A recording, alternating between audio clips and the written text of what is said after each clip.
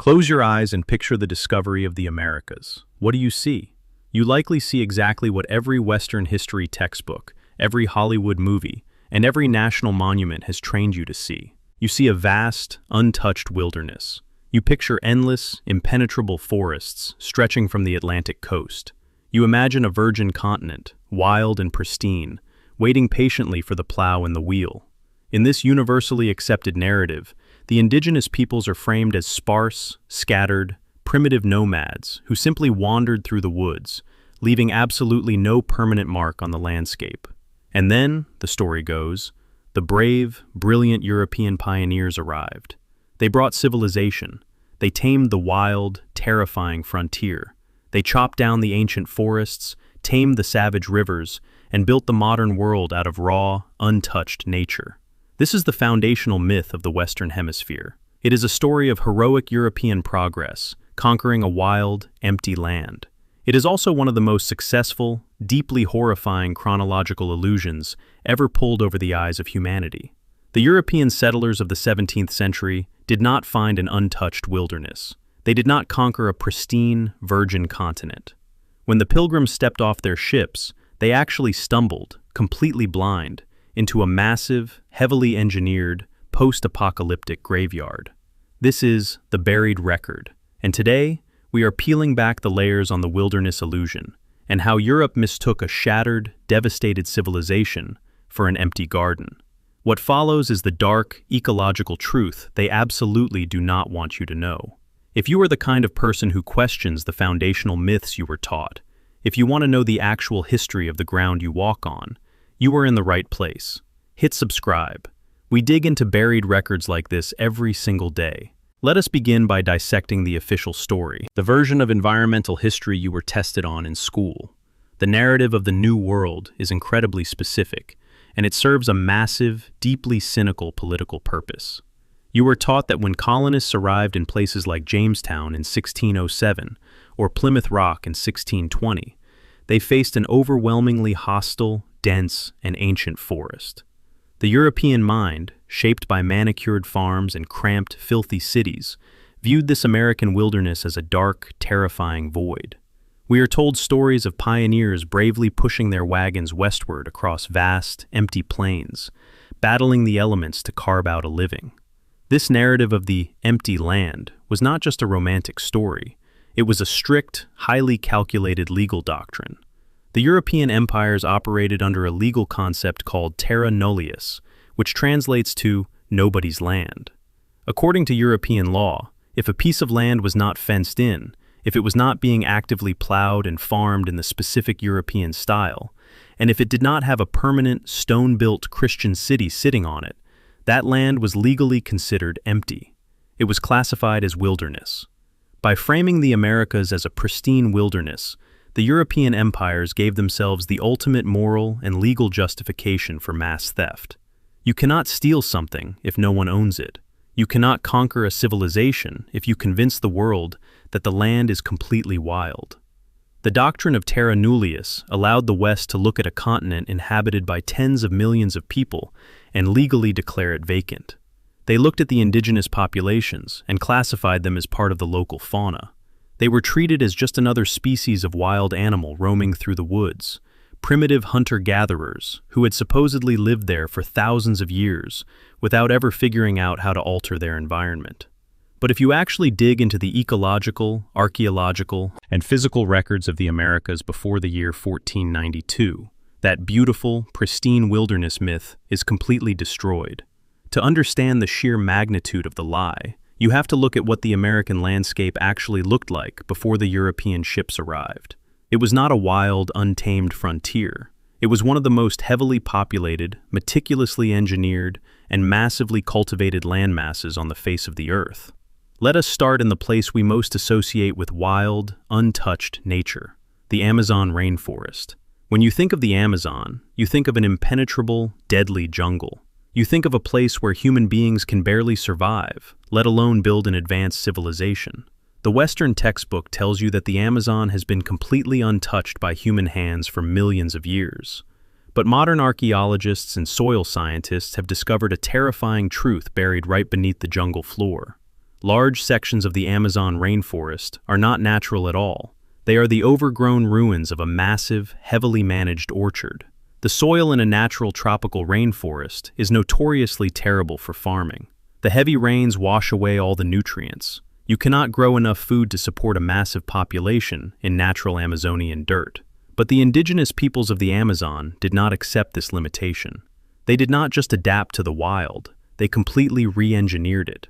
They invented a highly advanced, synthetic, hyper-fertile soil known as Terra Preta, or dark earth.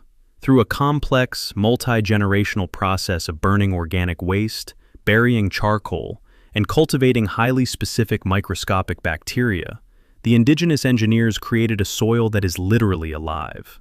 Terra Preta retains its nutrients for centuries. It actually regenerates itself. Modern scientists are still struggling to fully replicate the exact chemical composition of this ancient dirt. And the indigenous peoples did not just make a few patches of it.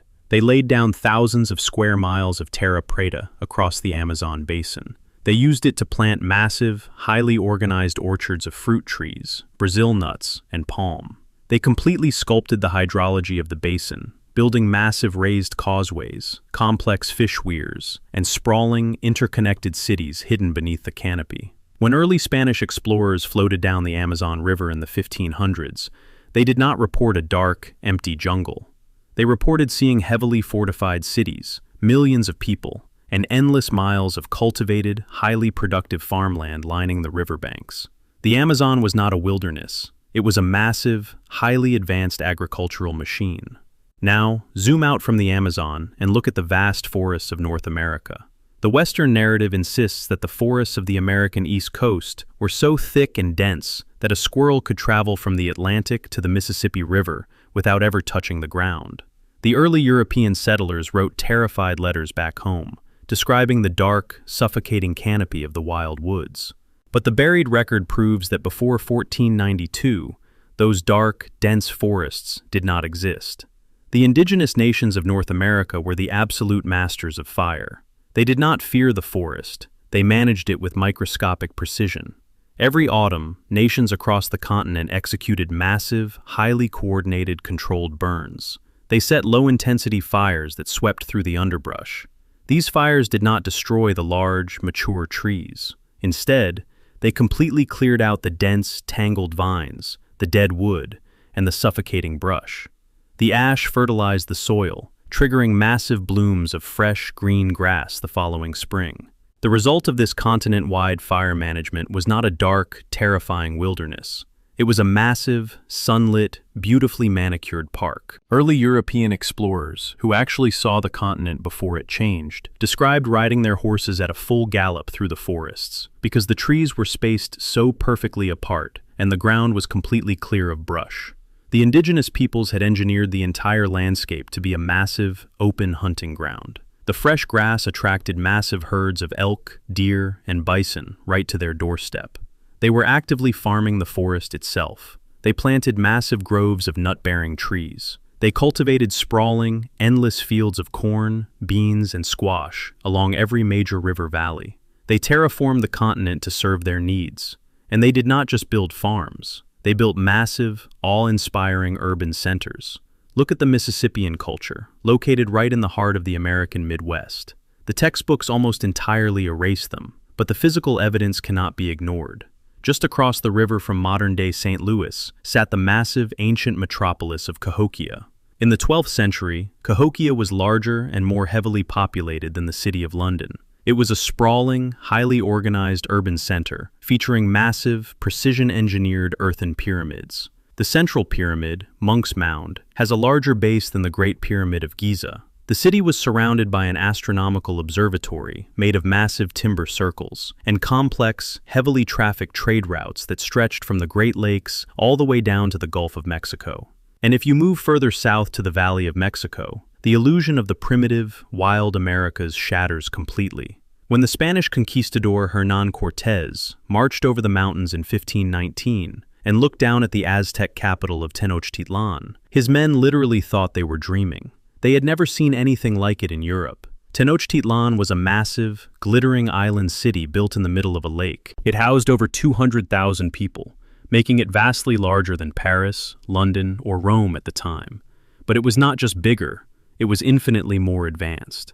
While European cities were drowning in raw sewage, their streets choked with disease and filth, Tenochtitlan was meticulously clean. A massive workforce swept the streets daily. The city was supplied with fresh, running water through a highly complex system of stone aqueducts.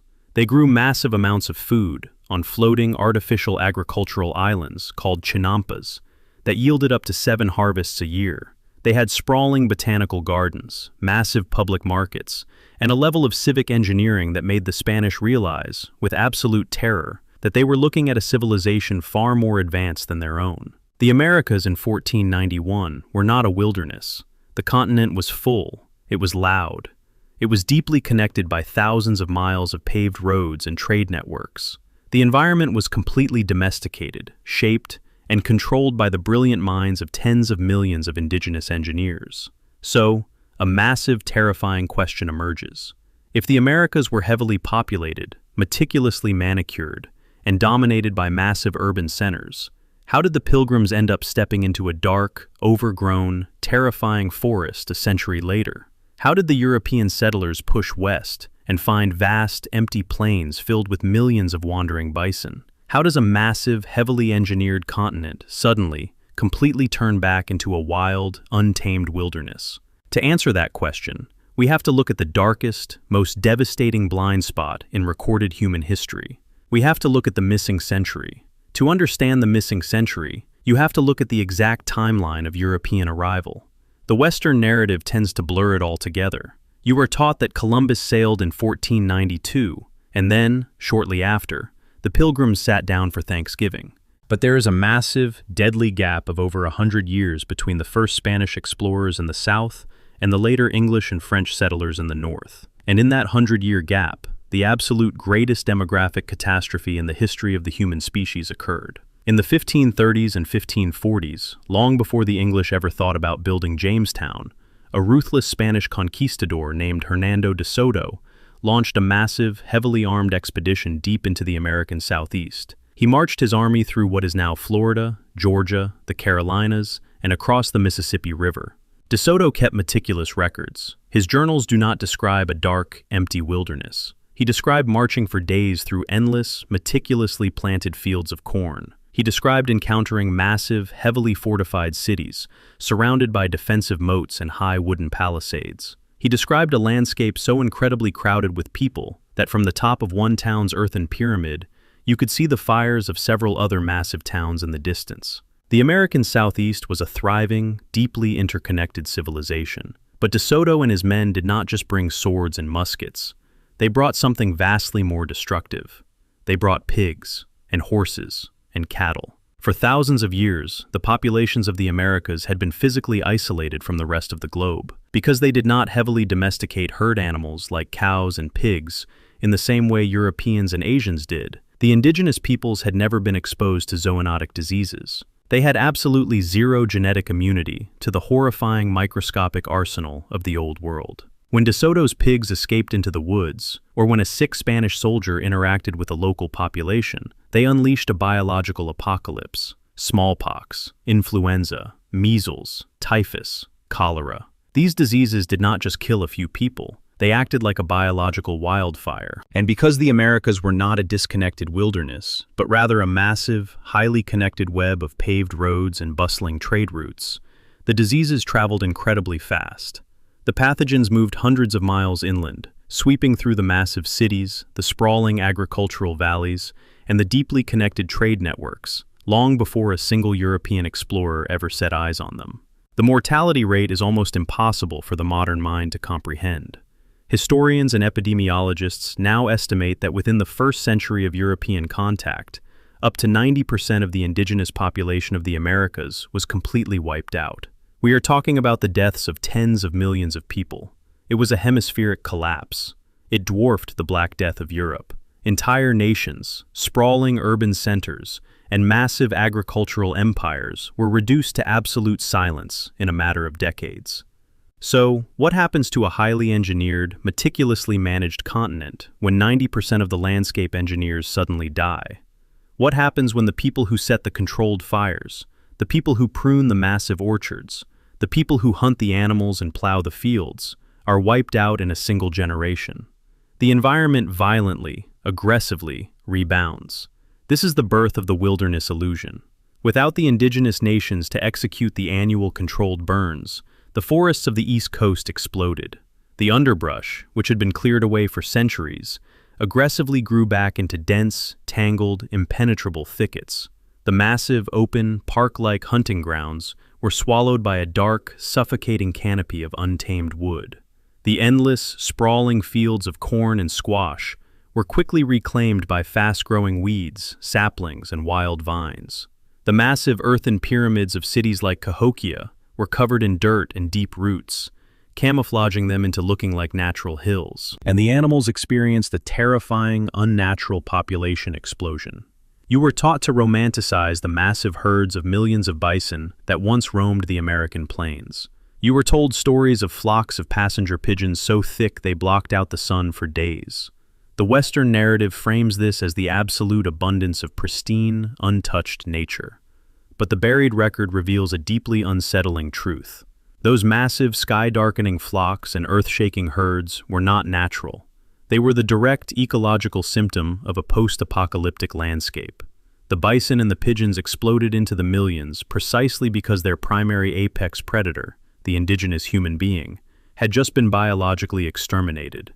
The environment was completely thrown out of balance. It was an ecosystem running wildly out of control. This is the horrifying reality of the timeline.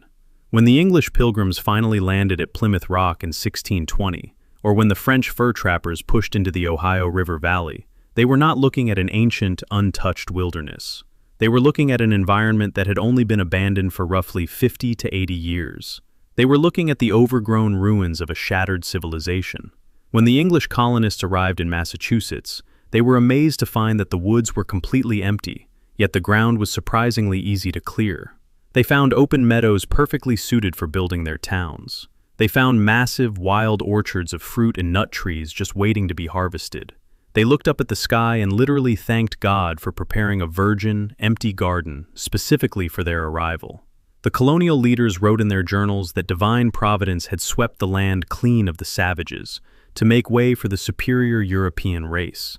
They did not realize they were building their quaint colonial villages directly on top of massive, recently abandoned indigenous graveyards. They did not realize that the natural meadows they found were actually the overgrown cornfields of the Wampanoag people, who had been decimated by a plague just 3 years before the Mayflower arrived.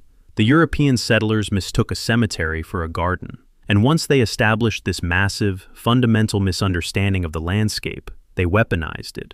The myth of the pristine wilderness became the absolute ideological engine for manifest destiny. As the United States formed and began its brutal, violent expansion westward, the government heavily relied on the legal doctrine of Terra Nullius. Whenever they encountered the surviving remnants of indigenous nations, populations that were desperately trying to rebuild after the apocalyptic plagues, the American government did not treat them as the rightful owners of a recovering civilization. They treated them as violent trespassers in an empty wilderness. The American politicians and generals looked at the overgrown forests and the massive bison herds and declared that the indigenous peoples had done absolutely nothing to improve the land. They argued that because the Native Americans were supposedly just wandering through the woods, they had no legal or moral right to keep it. The West claimed it was their divine duty to chop down the trees, slaughter the bison, and replace the primitive wilderness with the glorious, civilized grid of European agriculture. They completely erased the fact that the indigenous peoples had already mastered the continent. They erased the Terra Preta of the Amazon. They erased the complex aqueducts of Tenochtitlan. They erased the meticulous fire management that had shaped the very forests the Europeans were now claiming to conquer. The West did not bring agriculture to a wild, empty hemisphere. They stumbled onto a continent that had already been perfectly terraformed, waited for the original architects to die of imported diseases, and then proudly claimed they had built the entire house themselves. This is the ultimate, sickening arrogance of the frontier myth. We build massive, romanticized national parks today, desperately trying to preserve what we call untouched, pristine nature. We put up fences and ban humans from interacting with the environment, believing that this is how the Americas looked before the corruption of modern man. But the very concept of a nature totally separate from humanity is a European invention. It is an illusion born from a fundamental misunderstanding of the post-apocalyptic landscape they conquered. Before 1492, there was no separation between the human and the wild in the Americas. The humans were the keystone species. They were the apex predators. They were the fire starters, the soil builders, and the forest managers. The environment was not pristine because it was empty. It was pristine because it was actively, brilliantly cared for. When the European empires forced the surviving indigenous populations off their ancestral lands and locked them onto barren reservations, they did not just commit a massive human rights atrocity. They completely broke the ecological engine of the entire hemisphere. The Western colonizers looked at the sophisticated indigenous environmental practices and criminalized them. They saw the Native Americans using controlled fire to manage the forests and called it primitive destruction. The American government actually passed laws making it illegal for indigenous people to practice traditional burning. The West believed, in their absolute arrogance, that they knew how to manage the land better than the civilizations that had successfully engineered it for 10,000 years. And the results of that arrogance are physically burning down around us today. Look at the massive, catastrophic wildfires that regularly devastate places like California and the American West. The Western environmental narrative often blames these solely on modern climate change or natural cycles, but the buried record reveals a much deeper historical cause. These catastrophic fires are the direct, inevitable result of removing the indigenous fire managers from the landscape. By outlawing the low-intensity controlled burns, the European settlers allowed centuries of dead wood, dense brush, and explosive fuel to pile up in the forests. They took a carefully manicured, fire-resilient parkland and turned it into a massive, untamed tinderbox.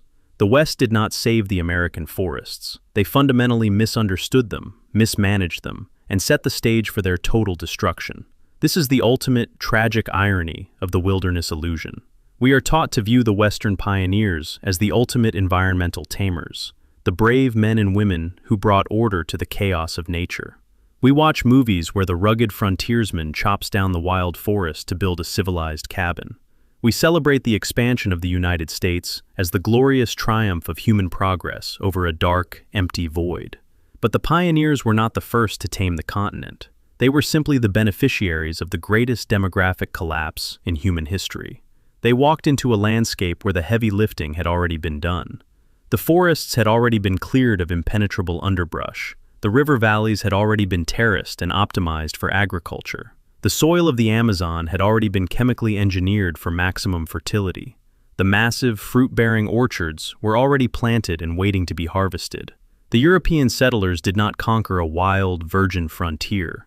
They simply moved into a massive, abandoned estate. They locked the surviving heirs in the basement, let the beautiful, engineered gardens become completely overgrown and choked with weeds, and then proudly patted themselves on the back for finally civilizing the yard. This is how a civilization builds a mythology to cover up a genocide.